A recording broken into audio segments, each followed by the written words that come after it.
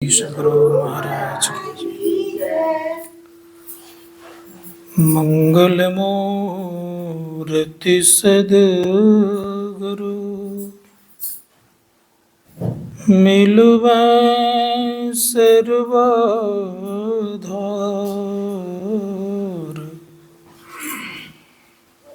मंगलमय मंगल करन बिनुआ बारंबार।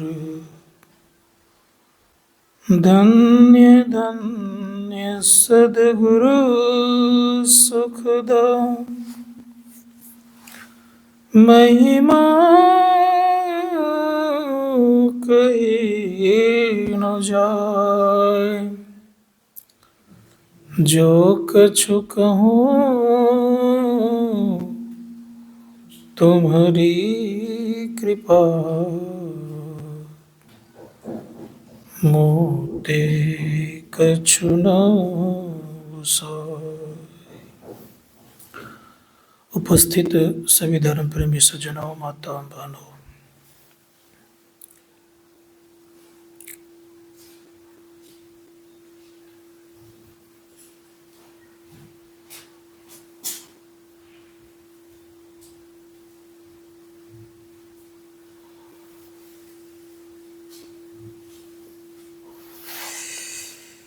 जगत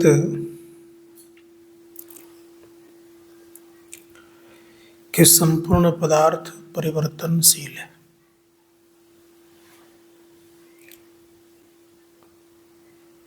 इस धराधाम पर जो भी आते हैं सब में कुछ न कुछ परिवर्तन होते रहता है और परिवर्तन होने पर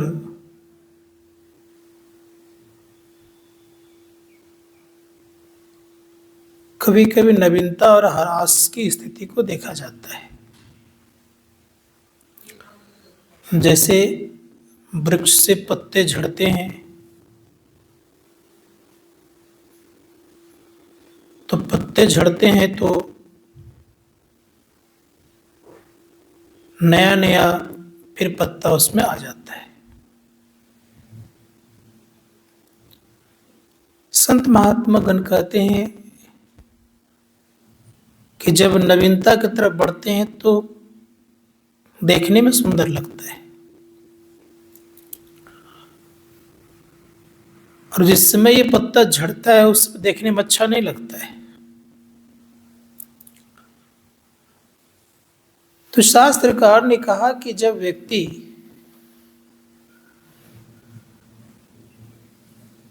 संसार में जन्म लेते हैं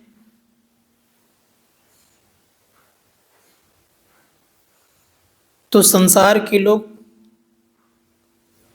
आनंद मनाते हैं, सबके दिल और दिमागों पर खुशियां छाई रहती है। लेकिन जो आते हैं वो खुश होकर के आते हैं? वो कैसे आते हैं? वो तो रो करके आते हैं। लेकिन जिनके घर आते हैं वे खुशियां मनाते हैं, मिठाइयां बंटती है। तो शास्त्रकार ने कहा कि जाने वाला भी खुशियां नहीं मनाते और आने वाला भी खुशी नहीं होकर के नहीं आते। बीच में हम लोगों को थोड़ा सा आनंद मिल जाता है, सुख मिल जाता है। मरने और जन्म लेने के समय में कोई खुशी से नहीं जाता है। तो संत कबीर साहब ने कहा कि ऐसा कर्म करो कि मरने वक्त आप हंसते हंसते जाओ, ताकि दुनिया को यह पता चले कि कोई व्यक्ति संसार से हंसते हंसते गया है। कबीर साहब कहते हैं, कबीर जब पैदा हुआ जग हंसे हम रोए। ऐसी करनी कर चलो, हम हंसे जग रोए। विचार करके दी क्या करे, वो करे कि जब हमने पैदा लिया था तो लोग हंसते थे, हम रोते थे। लेकिन अब उसको कुछ बदलो, क्या करो, तो कहा ऐसी करनी कर चलो, हम हंसे जग रोए। कौन सा काम करेंगे जो आप हंसते जाएंगे और संसार के लोग आपके लिए रोए?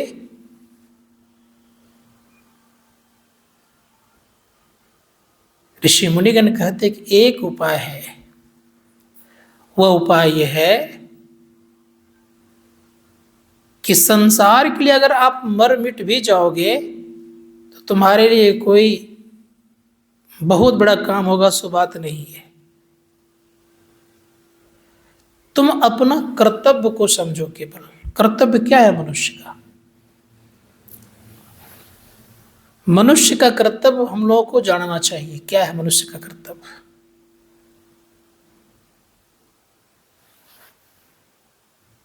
क्या जन्म लेने के बाद, थोड़ा बड़ा होने के बाद पढ़ना लिखना, नौकरी व्यापार इत्यादि करना, शादी विवाह करके संतति को उत्पन्न करना, उसका देख रेख करना, फिर उसकी विवाह शादी करना, उसके संतति को खिलाना इत्यादि, उसी में अपने को सुख मानना और फिर संसार से चले जाना, क्या यही व्यक्तित्व है? का यही दायित्व है? शास्त्रकार कहते ये दायित्व नहीं है। तब दायित्व है यह अपना ज्ञान करना। मनुष्य का मुख्य कर्तव्य है कि अपने आप को जानना। मनुष्य का मुख्य कार्य है कि अपने आप को पहचानना। अगर इसके पीछे अगर नहीं लगे हैं और संपूर्ण संसार को जानने के पीछे लगे हैं तो आप बहुत बड़े व्यक्ति नहीं हो सकते। देख लीजिए आप, जो संसार को जानने के लिए लगे तो क्या जान पाए उन्होंने? आप आइंस्टीन को लीजिए, बहुत बड़े वैज्ञानिक हुए। आइंस्टीन संसार के बहुत कुछ को जाना, उन्होंने बहुत सुंदर सूत्र भी दिया और सूत्र देने के बाद परिणाम क्या हुआ? उन्होंने कहा है कि अब जब मेरा दोबारा जन्म होगा तो मैं अपने आप को जानूंगा। एक और वैज्ञानिक हुए, उन्होंने इधर ही कुछ दिन फिलहाल उन्होंने शरीर का परित्याग किया है। हॉकिंस नाम था उनका शायद, हॉकिंस ऑफर। वे कहते हैं कि I am near to God, मैं ईश्वर के समीप में हूं। अब फिर वो कहने लग गए कि I am will be to God, मैं ईश्वर बनूंगा। अब विचार करके देखिए, एक तो बनने की बात कर रहे हैं और दूसरे कह रहे हैं मैं नजदीक में हूं। वास्तव में हम लोग सबसे नजदीक हैं। किन से नजदीक हैं? तो परमात्मा के सबसे नजदीक अगर कोई तो हम ही लोग हैं और हम ही लोग ईश्वर बन सकते हैं। तो जब ईश्वर हम बनेंगे तब हमारे लिए लोग रोएंगे, तब लोग रोएंगे, तब आप हंसते हंसते जा सकते हैं। और जब तक आप संसार में हैं, पंच विषयों के संग में हैं, तब तक याद रखिएगा कि आप हंसते हंसते नहीं जा सकते। 9 द्वार में रहेंगे तो हंसते हंसते नहीं जा सकते। इसीलिए शास्त्रकार कहते हैं कि ऐसा कार्य करो कि हम हंसते हंसते जाए। कब? एक कला है मरने की कला। अगर मरने की कला अगर आप जान गए हैं तो आप हंसते हंसते जा सकते हैं। कहेंगे ये कौन सी कला है भाई? मरने के नाम से सबको डर लगता है, सब डरते हैं। संत कबीर साहब कहते हैं कि देखो, ये कला ऐसा है कि जो इस कला को जान जाते हैं वो व्यक्ति सुखपूर्वक शरीर का परित्याग करते हैं। कबीर साहब ने कहा, मरिए तो मरी जाइए, छूटी पड़े जंजार, और ऐसी मरनी को मरे दिन में 100 बार। संत महात्मा लोग जब शरीर का परित्याग करते हैं तो याद रखिएगा, वो चाहे तो दिन में कई बार कर सकते हैं। तो संत कबीर साहब कहते हैं, जा मरने से जग डरे। जिस मृत्यु को हम लोग जान रहे हैं और इस मृत्यु जो हम लोग डरते हैं, तो संत कबीर साहब कहते, जा मरने से जग डरे, मेरे मन आनंद। कब मरी हो कब पाई हो पूर्ण परमानंद। ये क्या कह रहे हैं? ये कर जिस मरने से लोगों को डर लगता है, मृत्यु के नाम से लोग थर थर कांपते हैं, कब मेरे मन में आनंद है। विचारिए, अब कह क्या रहे हैं? कब मरी हो कब पाई हो पूर्ण परमानंद। कौन सा? जिसमें कि सब शरीर समाप्त हो जाता है, कोई शरीर नहीं रहता है। ये जो हम लोग जिस मृत्यु से डरते हैं, इस मृत्यु में केवल एक शरीर छूटता है। कौन सा? स्थूल। रहता कितना? 4, सूक्ष्म, कारण, महाकारण और कैवल्य। अब विचार करके देखिए, कैवल्य तो स्वयं आप हैं, उस पर भी झीना पर्दा है, और कत सबके अगर पार अगर हो जाते हैं तो पूर्ण परमानंद, आप पूर्ण हो जाते हैं। इसीलिए हम लोग विचार करना होगा कि यह कला हम लोग को सीख करके कुछ न कुछ करने का प्रयास करना चाहिए। कैसे लोग संपूर्ण शरीर का परित्याग करते हैं? तो संत कबीर साहब सोचे कैसे किया जाए, क्या उपाय है? तो उपाय बताते हैं कि देखो, काया बड़ो समुद्र है, था न पावे कोई, मृतक होय के जो रहे, मानिक लावे सोई। काया मतलब शरीर। शरीर को कहा कि बहुत बड़ा समुद्र है ये।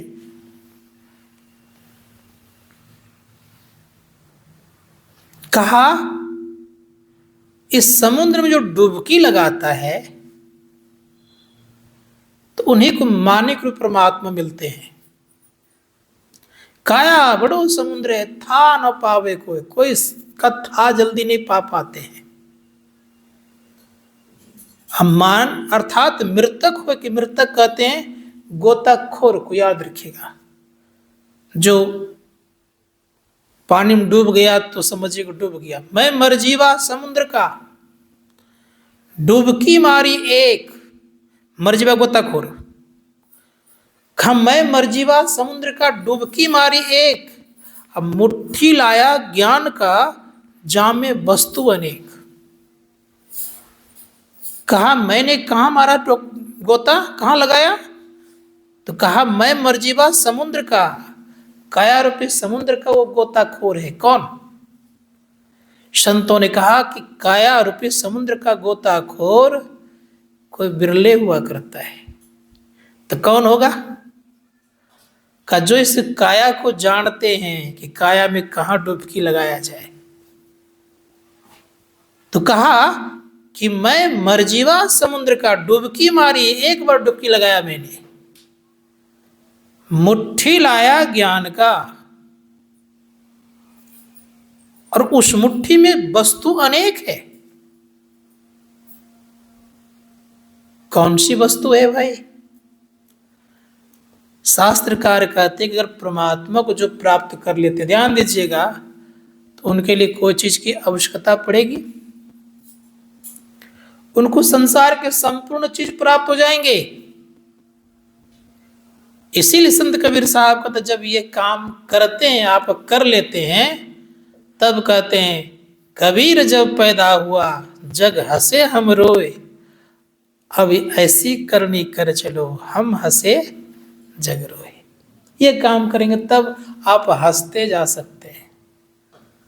तब आपकी जो स्थिति होगी कोई संसार के लोग नहीं जान पाएंगे। तब आप पहले से ही ऐलान कर देंगे फलना तारीख को मैं जाने वाला हूं। धूमधाम से लोग क्या करेंगे, देखे होंगे आप लोगों ने, धूमधाम से लोग कई दिन पहले से बैंड पार्टी भंडारा प्रारंभ।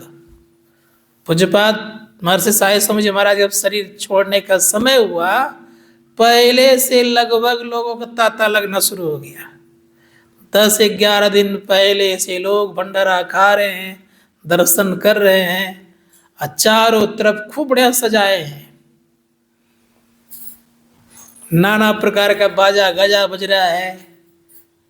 कौन सा आनंद, विचार करके देखिए। इसीलिए मैं कहूंगा कि ये ताकत होनी चाहिए। गुरु महाराज जब संसार को त्यागने की स्थिति में आ गए तो बड़े सुंदर शब्दों में भजन गा करके चल दिए। डर नहीं होना चाहिए। डर कब होता है? जब अपने आप को नहीं जानता है तब डर होता है। जब अपने आप को जानने लग जाता है तब कोई डर नहीं रहता है। इसीलिए धर्मशास्त्रकार कहते हैं कि अपने आप को कुशल जहां वहां पहुंचा लीजिए। कहां कुशल? संसार में क्या कुशल है? दो व्यक्ति आपस में मिलते हैं ना, पूछते क्या हाल चाल, क्या कहते हैं ठीक ठाक है। अब बाद में उनके साथ कुछ देर घुल मिल जाइए, तब देखिए पेटारी खुलना शुरू हो जाएगा दुख का। अरे ये मेरे यहाँ तो वो मेरे यहाँ, ये ऐसा होता ऐसा होता। कहते कि नहीं कहते? संत कबीर साहब से पूछा गया कि भाई आपकी भी स्थिति कहीं बनी? तो उन्होंने कहा कुशल कुशल ते पूछते कुशल रहा ना कोई। पूछा क्यों न कुशल रहा? तो कहा जरा मुआ न भय मुआ कुशल कहाते हुए। डर गया कि हम लोग, डर चला गया। जरा नाम वृद्धा के वृद्धा गया कि वृद्धा हम नहीं आएंगे कभी भी। वृद्धा अवस्था जब आएगी तो नाना प्रकार का रोग होना शुरू हो जाएगा। संत महात्मागण कहते हैं कि इन दोनों से मुक्त हो जाइए, ना वृद्धा अवस्था में हम पड़े, ना हमारे अंदर भय रहे। जिस दिन भय नहीं रहेगा तो उस दिन क्या हो जाएंगे आप? अमर हो जाएंगे। संत कबीर साहब कहते कि अमर होने का स्थिति क्या बनेगी? तो जब अपने को अमर लोक में ले जाएंगे तब अमर हो जाएंगे। तब आप शरीर में रह करके भी आप आनंद में रहेंगे। नहीं तो नाना प्रकार की चिंताएं सताती रहेगी, नाना प्रकार का दुख होते रहेगा। कष्ट से हम लोग सब दिन दुखी रहते हैं। कोई न कोई परेशानियां होती ही रहती है, कोई न कोई संकट आता ही रहता है, ये स्थिति बनती रहती है। इसलिए शास्त्रकार कहते हैं अपने को ले चले कहाँ? अमरपुर। जब हम अमरपुर लेके चलेंगे अपने आप को तब अमर हो जाएंगे। इसलिए संत कबीर साहब ने उनसे कहा हम निवासी अमरापुर की, ध्यान दीजिएगा थोड़ा सा, कहाँ के निवासी हम लोग हैं? अमरपुर की। हम निवासी अमरापुर की, अमरपुर के निवासी हम लोग हैं। डेरा कहाँ कर लिए हैं? तो मृत्यु भुवन में, जहां के लोग मरते हैं बराबर, कोई न कोई मरते ही रहते हैं। फिर क्या कहा कि डेरा किया अमरपुर में, और अमर डेरा कर लिया यहाँ मृत्यु भुवन में। और यहाँ पर जब कर लिया डेरा तो क्या करना पड़ेगा? जब हम अमरपुर जाएंगे तभी हम अमर हो पाएंगे। इसलिए अमरपुर गए बिना कोई अमर नहीं हो सकता। इसीलिए अमरपुर चलने का प्रयास करिए। गुरु महाराज क्या कहते हैं? गुरु महाराज की वाणी में है कि देखो संसार के लोगों कह रहे हैं कि जन लिपटोरे प्यारे जग परदेस पाना। ये प्रदेश में हम लोग आ गए हैं, प्रदेश में सुविधाएं मिलेगी। भारत में कई गो प्रदेश है, बिहार एक प्रदेश है, झारखंड एक प्रदेश है, दिल्ली एक प्रदेश है। जाते हैं यहाँ सामान उमान लेकर के, वहां कुछ दिन रहते हैं, फिर वहां से भाग करके आते हैं। क्या कहते हैं वहां से कि हम अपना घर चले, कहते कि नहीं कहते हैं? लेकिन अब बताइए, हम लोग कभी बोले हैं कि अपना घर चले? कोई बोलते हैं? जिस घर में ये शरीर रहता है उसी घर को अपना घर माने हैं। अर्थात जिसमें आप रहते हैं उसके संबंध में कभी कुछ नहीं बोलते हैं। हम आपका घर कहाँ है? गुरु महाराज कहते हैं कि इस संसार में तुम्हारा घर नहीं है, इसलिए क्या करना चाहिए? तो चलिए एक रथ पर सवार होइए, जिस रथ पर चढ़ करके अपने घर जा सकते। कौन सा रथ? तो भजन में ही सुन रहे थे आप लोग, चलू चलू यही पथ हाकत दृष्टि रथ धन्य सतगुरु बतलाई। ये दृष्टि रथ पर चढ़ेंगे तब अपने घर के तरफ चलेंगे। तो गुरु महाराज कहते हैं कि उस रथ पर जब चढ़ करके चलेंगे तो क्या होगा बता रहे हैं। कह रहे हैं चलत पंथ सुख होत माहे। उस पथ पर चलेंगे तो आपको सुख लगेगा। महासुख संसार में कहीं नहीं है, इसलिए महासुख प्राप्त करना अगर चाहते हैं तो कहा अपने अंदर में चलिए। चलत पंथ सुख होत महा है, जहां अजर झरते अमृत ध्वनि की नौबत झरत। बड़ भागी सुनते और सुनत लखत सुख लहत अद्भुति में ही प्रभु मिलते। वह है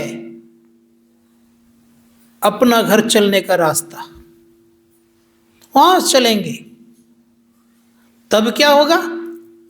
तो गुरु नानक देव जी महाराज कहते बड़ा सुंदर शब्द उन्होंने कहा है का अपने अंदर में चलने के लिए, याद रखिएगा, आज अपने अंदर में चलने के लिए एक सुंदर व्यवस्था के तहत चलिए। कैसी व्यवस्था है वो? तो बड़े सुंदर ढंग से कहा गया है, बाजा हूं बाजा सिंजी बाजा निर्भव पद पाई। संसार का कोई बाजा आपको निर्भय नहीं बना सकता, याद रखिएगा। लेकिन अपने अंदर का जो बाजा है वो आपको निर्भय बना देगा और उस निर्भय पद को प्राप्त करा देगा। इसलिए कहा बाजा हो बाजा सिंजु बाजा निर्भव पद पाई, निर्भय पद प्राप्त करेंगे। फिर गुरु नानक देव जी महाराज कहते हैं कि कौन सा रास्ता के द्वारा वो निर्भय पद तक या निर्भय बाजा के पास पहुंच सकते हैं, कौन सा योग चाहिए। तो गुरु नानक देव जी महाराज जी बड़े प्रेम से कहते हैं ऐसा जोग कमाइए, ऐसा जोग कमाइए जिस जोग को कमाने से आप बिल्कुल आनंदित हो जाएं। तो कौन सा जोग करें? तो पहले तो उन्होंने स्पष्ट कहा कि ऐसा जोग कमाइए जिस जोग को कमाने के बाद फिर और कमाना न पड़े। वो कौन सा जोग है? तो गुरु नानक देव जी महाराज से पूछिए। उन्होंने कहा है कि भाई सुनो, बड़े प्यार और दुलार से कह रहे हैं, ऐसी सेवा सेवको करे जिसका जीत सु आगे धरे। जोग कौन सा कहा? तो जोग के संबंध बड़े प्रेम से कहते हैं कि वह जोग की जिस जोग को करने के बाद फिर जोग करना ना पड़े। वो जोग कैसा है? जिस जोग में स्वयं का ज्ञान होता है। इसलिए संत कबीर साहब ने बड़ा सुंदर शब्द कहा, कहा कि जब तक कोई व्यक्ति अपने आप को नहीं जानेगा तब तक कोई सुखी नहीं हो सकता। इसीलिए सुखी होने के लिए संसार के विषयों की लालसा को त्यागिए। संसार के विषयों की लालसा जब तक नहीं मिटेगी तब तक परम कल्याण होना संभव नहीं है। इसीलिए प्रयास कीजिए उस तत्व को जानने के लिए हम लोगों को क्या करना होगा, तो कहा अपना ज्ञान करिए। और अपना ज्ञान अपना प्रकाश में होता है, इस प्रकाश में अपना ज्ञान नहीं होता है। अब एक विचारणीय विषय ये है, मन का देवता कौन है पता है किन्हीं को? मन का देवता है चंद्रमा, याद रखिएगा। बात समझ आ रही है? मन का देवता चंद्रमा है। और चंद्रमा किसकी परिक्रमा करते हैं भौगोलिक दृष्टिकोण से? पृथ्वी की। बात समझ आ रही है? तो चंद्रमा के इधर उधर होने पर ज्वार भाटा ज्यादा आता है। समुद्र में ज्वार और भाटा ज्यादा आता है। तो 2 दिन ज्यादा आता है ज्वार भाटा, एक अमावस्या को और दूसरा पूर्णिमा को। और पृथ्वी किसी परिक्रमा लगाती है? सूर्य की। दोनों में क्या फर्क है इसको जानना चाहिए। चंद्रमा परिक्रमा लगाती है धरती की और धरती परिक्रमा लगाती है किसकी? सूर्य की। लेकिन चंद्रमा को अपना प्रकाश नहीं है। बस में आ रही है? चंद्रमा को अपना प्रकाश नहीं है। उसी प्रकार से याद रखिएगा कि मन के देवता जब चंद्रमा है तो चंद्रमा को जब अपना प्रकाश नहीं है तो मन को अपना ज्ञान कहाँ से होगा? बस में आ रही है? संत महात्मा गण कहते हैं कि चंद्रमा सूर्य के प्रकाश से प्रकाशित होता है, उसी प्रकार से यह मन भी आत्मा के प्रकाश से प्रकाशित होता है। आत्मा अगर नहीं रहे तो मन कुछ नहीं कर सकता है। बस में आ गई? तो मन शैतानी करता है किसके कारण? आत्मा के कारण। अर्थात आत्मा इससे मिला हुआ है। जिस दिन आत्मा को निकाल लीजिएगा मन अकेला हो जाएगा, शांत हो जाएगा, नौकर बन जाएगा। ये अभी मन राजा बना हुआ है, लेकिन जैसे मन को अलग कर लीजिएगा उस दिन यही मन राजा बन जाए, यही मन नौकर बन जाएगा। राजा बना हुआ है लेकिन नौकर बन जाएगा। और नौकर जब ये बन जाएगा तो क्या होगा स्थिति? 1 मिनट में की बात तो छोड़ दीजिए, पल में कोसों दूर जाता है। ये इतनी गति वाला कोई भी वाहन नहीं बना है, न वायुयान है। यहां तक कि हवाई जहाज की रफ्तार मुश्किल से 1 घंटा में 600-700 किलोमीटर चलते हैं ज्यादा से ज्यादा। इससे ज्यादा नहीं चलता है, बेसी से 800 हो जाता है। लेकिन इस मन की गति कितना तेज है कि 1 पलक में अमेरिका पहुंच जाता है। विचार करिए, यद्यपि अमेरिका की दूरी कितनी होगी यहां से? लगभग मोटा मोटी लगता है कि शायद अमेरिका की दूरी कम से कम 14,000 तो कनाडा है और उससे कई गुना उससे दूर ही है। इतनी दूरी तो मैं विचार कर देखिए, 1 पल में वहां पहुंच जाता है। इतना चलने वाला तो कोई भी नहीं बनाया यंत्र। विचार करके देखिए। इसलिए संत महात्मा जो इस मन को संभाल लेता है, याद रखिएगा, जो मन को वश कर लेता है उसका संपूर्ण काम हो जाता है। इसलिए आपने सुना होगा कि भगवान का काम इजी रूप में हो जाता है, क्योंकि मन को उन्होंने संभाल के रखा है। कोई देवी देवताओं का काम जल्दी हो जाता है। क्यों हो जाता है? कि मन को संभाल के रखा है। तो जो मन को संभाल के रख लेता है, मन को बस कर लेता है, उनका बहुत बड़ा काम है। इसलिए हमारे गुरु महाराज कहते हैं कि मन को संभालने का उपाय क्या है। बड़ा सुंदर शब्द करें कि मन संभलता है जाके कहाँ, तो अपने घर में। दूसरे घर मन नहीं संभलता, याद रखिएगा। उदाहरण देता हूं, जिस दूसरे घर में आप एक छोटा सा बच्चा लेकर के जाइए, आप ये और खटपट ज्यादा करेगा, वो उसमें मार भी नहीं सकते, क्योंकि मारेंगे तो तो उसके परिवार को दुख लग जाए कि बच्चे को क्यों पिट रहा है। होता है कि नहीं ऐसा? लेकिन जब वही घर आता है तो डांटते हैं। ऐसा क्यों करता था वहां? क्यों इस तरह बोलता है? क्यों बोल रहे थे? अपने घर में बोल रहे थे। उसी प्रकार से याद रखिएगा, पिंड में जब तक ये मन रहता है तब तक ज्यादा शैतानी करता है। जैसे पिंड से ब्रह्मांड में चढ़ेगा तो मन की शैतानी कम हो जाएगी।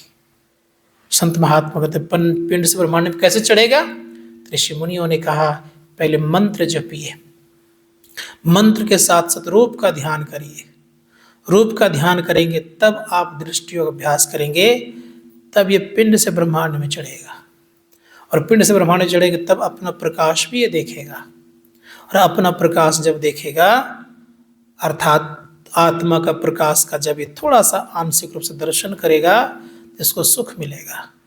और जब उसी में शब्द को सुनेगा, बिंदु में तहनाद बोले रैन दिवा सुहावनम, जब शब्द को सुनेगा, बिंदु के बाद शब्द होता है, और शब्द को जब सुनता है तब हमारे गुरु महाराज कहते हैं कि नादों से नादों में चली प्रणव ध्वनि सारे, एक ओम सत्य नाम ध्वनि में ही हो भव पार रे।